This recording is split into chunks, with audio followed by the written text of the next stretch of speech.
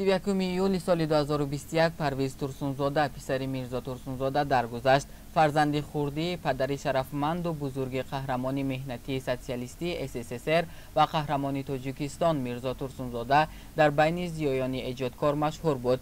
Пас аз хатми факултаи шарқшиносии Донишгоҳи давлатии Тоҷикистон чанд сол дар Ироқ ба ҳайси тарҷумон кор кардааст.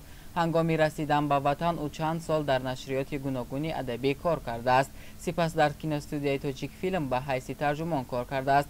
Коргардони киностудияи Замони Шӯравӣ ӯро ҳамчун тарҷумони касбӣ бо таҷриба ёд мекунанд, ки филмҳои зиёди хориҷиро барои бинандаи тоҷик омода кардааст.